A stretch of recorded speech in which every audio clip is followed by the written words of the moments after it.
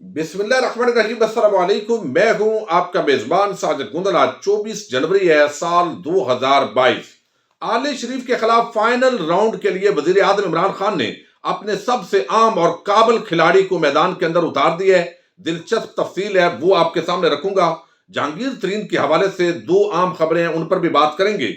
और तहरीक इंसाफ ने बिल आकर 2 विकेटें गिरा दी हैं। फजल रहमान को नाकामी हुई है। इस तीसरी खबर से आज की वीडियो का आगाज करेंगे, लेकिन शुरू में एक रिक्वेस्ट कर दूं। जो दोस्त ट्विटर पर एक्टिव हैं और पाकिस्तान का मुकदमा लड़ रहे हैं, मैं चाहता हूं अब मैं वहां पर एक्टिव हूं और आपके शाना बशाना हम वहां पर भी ये केस फाइट करें। तो जो दोस्त ट्विटर पर हैं वो अगर कोशिश करें @sajidgondal786 इस अकाउंट पर आप मुझे फॉलो कर सकते हैं और वहां भी इंशाल्लाह भरपूर जो है ये जंग लड़ी जाएगी। आपको इल्म है, खैबर पख्तूनख्वा के अंदर इस मरतबा जो इंतखाबात हुए हैं, पीटीआई उसके अंदर कामयाब नहीं हो सकी। अगरचे वोट के एतबार से पीटीआई का वोट बैंक ज्यादा था, लेकिन इसके बावजूद फजल रहमान की जो पार्टी है उसकी ज्यादा नशिस्तें आई। इस पर हुकूमत पर बड़ी तनकीद हुई और इसकी एक बड़ी वजह जो है वो गवर्नेंस है और सबसे बड़ी वजह जो है वो आलमी सतह पर महंगाई होने की वजह से पाकिस्तान के अंदर भी महंगाई है। गुज़श्ता रोज वजीर आजम इमरान खान ने जो आवाम से गुफ्तगू की है, उसके बाद मैं देख रहा हूं कि पीटीआई के जो कारकुनान है वो बड़े चार्ज हो गए और जो पाकिस्तान के अंदर जो उम्मीद लगाए बैठे थे और थोड़ी थोड़ी मायूसी छाई हुई है वो छट चुकी है और डील का बयानिया पूरी तरह पाश पाश हो गया और दोबारा लोग अब एक्टिव हो गए कि हमने इन क्रिमिनल माफिया के खिलाफ इमरान खान के शाना बशाना ये जंग लड़नी है और इसके अंदर कामयाब होना है। और इसके अंदर जो आपको इल्म है, अदलिया है, इंतजामिया है, मुकन्ना के जो मेंबरान हैं, वो सारे किस तरह निजाम के अंदर रुकावट है, क्या परेशानियां हैं, ये सारी चीजें जो है इस हवाले से डिस्कशन हो रही है। अब आपको इल्म है कि जहां पर पीटीआई खैबर पख्तूनख्वा के अंदर इंतखाबात नहीं जीत सकी, तो आज 2 आजाद उम्मीदवार जो है वो वजीर आजम इमरान खान से उनकी मुलाकात करवाई गई है और उन्होंने बाकायदा तौर पर पीटीआई के अंदर शमूलियत अख्तियार कर ली है। जब आप देखते हैं कि डील के चोचे हूं, हुकूमत जा रही है, आ रही है, मायूसी की कैफियत होती है, तो उस दौरान जो आजाद उम्मीदवार हैं उनके लिए फैसला करना मुश्किल होता है। वो 2 कश्तियों के मुसाफिर होते हैं कि इधर जाएं, मुस्तकबिल किसका है। तो अब जो एतमाद से वजीर आजम ने गुफ्तगू की है, यकीनी तौर पर उसका जो इम्पैक्ट है वो आपको उन लोगों पर भी नजर आएगा जो पहले बड़े जो है वो समझ रहे थे कि इतने लोग निकल रहे हैं, आ रहे हैं। ये एक सिर्फ आपको बयानिया सा नजर आएगा। इसके अंदर आजाद उम्मीदवार है, एक तो कोहाट लाची से मोहम्मद एहसान, ये तहसील चेयरमैन बने हैं और इनके साथ ही एक कोहाट सिटी के मेयर हैं, वो आजाद मुंतखब हुए हैं शफीउल्लाह। ये दोनों की वजीर आजम इमरान खान से मुलाकात करवाई गई है और उन्होंने पीटीआई के अंदर शमूलियत अख्तियार की है। और इसके साथ ही जो है शहरयार अफरीदी मौजूद थे, परवेज खटक मौजूद थे और इनके साथ शिबली फराज मौजूद थे और बाकी जो आजाद उम्मीदवार हैं उनके साथ भी राब्ते तेज कर दिए गए हैं ताकि पीटीआई जो है वो दोबारा से ज्यादा मुतारक नजर आए और नया जो इंतखाबात अभी अगला जो मरला होने जा रहा है उसके अंदर यकीनी तौर पर पीटीआई की कारकर्दगी उस पर एक बड़ा इम्पैक्ट जो है वो पड़ेगा। अगर वहां भी हारते हैं, दैर नून लीग का वहां उन हल्कों के अंदर थोड़ा जेयूआई से ज्यादा असर और रसूख है, मुकाबला सख्त है। बहरहाल इस पर अब वजीर आजम ने जिस एतमाद के साथ खेलना शुरू किया है, यकीनी तौर पर इसके असरात नजर आएंगे। अब जहांगीर तरीन के हवाले से कुछ आम डेवलपमेंट्स हैं। एक तो आप देख चुके हैं कि शहजाद अकबर जो है उन पर वैसे ही इल्जाम था कि जहांगीर तरीन जो है उन्होंने वजीर आजम इमरान खान से दूर करने में अहम किरदार अदा किया। फिर आज वो आउट हुए हैं। अभी मुख्तलिफ तरह के तबसरे हो रहे हैं, अंदरूनी कहानी वैसे अब सामने आ गई है कि क्या उन्होंने गलत बयानियां की थी या कोई झूठ बोला था वजीर आजम से। इस पर मैं कोशिश करूंगा अगली वीडियो के अंदर हम डिस्कस करें। लेकिन जहांगीर तरीन के हवाले से एक तो अच्छी खबर यह है कि पीटीआई के वो करीब हो रहे हैं और जो लोग दरमियान के अंदर इन्वॉल्व थे वो कामयाब होते दिखाई दे रहे हैं। और पीटीआई के और इमरान खान के दरमियान जो जहांगीर तरीन के मामलात हैं वो बेहतर हो जाएंगे आने वाले वक्त के अंदर। और उसकी एक बड़ी वजह जो है वो इमरान मोहम्मद है, हमारे एक यूट्यूबर दोस्त हैं, सहाफी हैं। उन्होंने एक खबर दी और वो कहते हैं कि पीटीआई की हुकूमत के शुरू के दिनों में जहांगीर तरीन के हल्के में शुरू किए गए तरक्याती कामों के रुके हुए फंड जारी कर दिए गए।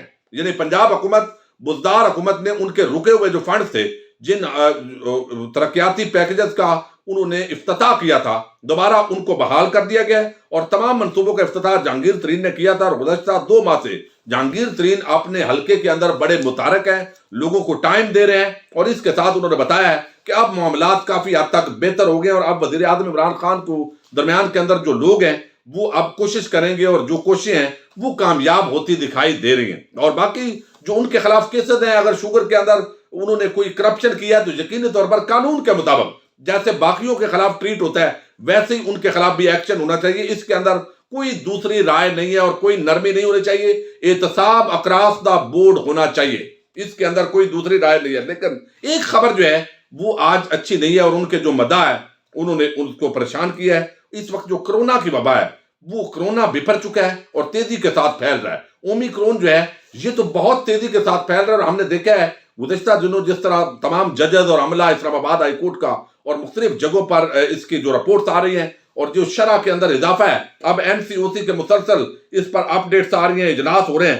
لیکن اس کے ساتھ ہی اب جو ہے وہ اناؤنس کیا ہے جہانگیر ترین نے کہ وہ بھی کرونا کے اندر مبتلا ہو گئے ہیں. وہ اور ان کی اہلیہ جو ہے اس وقت کرونا ان کا پازیٹیو آیا ہے، انہوں نے چیک کرایا ہے اور دونوں نے کرنٹینہ کر لیا. اور جہانگیر ترین کہتے ہیں کہ بخار کھانسی کی شکایت پر میں نے یہ ٹیسٹ کرایا ہے اور مثبت آ گیا ہے. جو لوگ مجھے ملے ہیں یقینی طور پر وہ بھی کوارنٹائن ہو جائیں اور اس کے ساتھ ہی جو ہے انہوں نے دعا کی ہے، اپیل کی ہے عوام سے کہ جناب میرے لیے دعا کیجئے، میرے خاندان کے لیے دعا کیجئے اور اللہ تعالیٰ ہمیں صحت اور تندرستی دے تاکہ ہمارا جو رابطہ ہے وہ برقرار رہے. تو ہم دعا گو ہیں اللہ تعالیٰ تمام اس طرح کے جو بیمار ہیں، جو جینون بیمار ہیں، یعنی جعلی بیمار نہ ہو، جینون بیمار ہیں، اللہ تعالیٰ ان کو صحت اور سلامتی عطا فرمائے. تو جہانگیر ترین جو ہے ان کے خاندان کی چونکہ انہوں نے اپیل کی ہے تو یہ آپ تک پہنچانا انتہائی ضروری تھا. اب آپ کو بتاؤں کہ وزیر اعظم عمران خان کا جو اس وقت پوری ٹیم ہے وہ اچھے لوگ ہیں. میں یہ نہیں کہتا کہ کوئی سارے نالائق لوگ ہیں، لیکن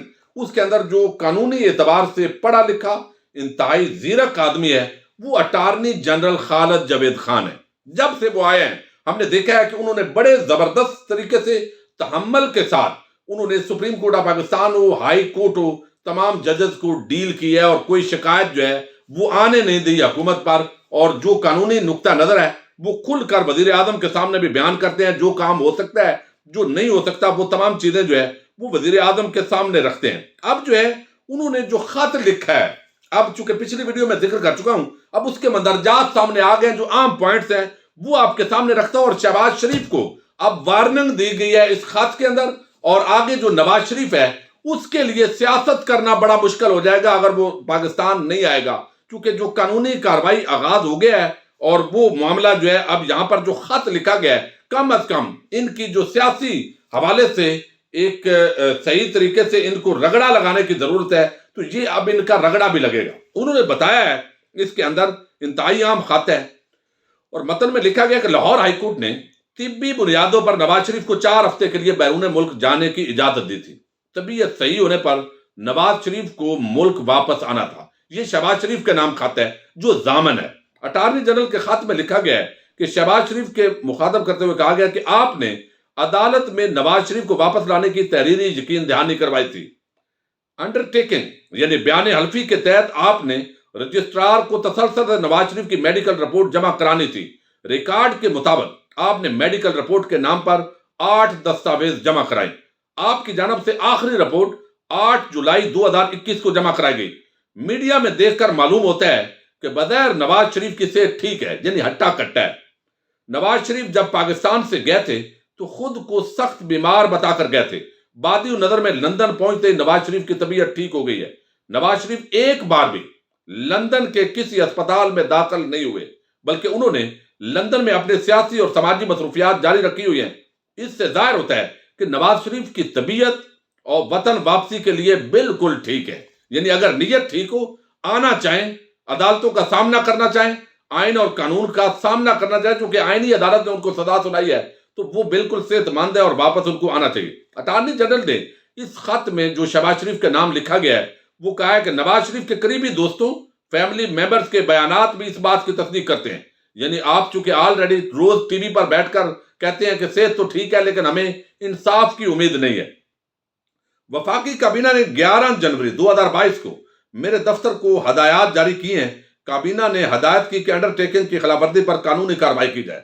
ہائی کورٹ کے حکم نامے پر پنجاب حکومت کو میڈیکل بورڈ بنانے کی ہدایت کی گئی. میڈیکل بورڈ کو ہدایت کی گئی کہ میڈیکل رپورٹ کی جانچ پڑتال کی جائے. نواز شریف کی فراہم کردہ میڈیکل رپورٹ کو بورڈ نے ناکافی قرار دے دیا ہے.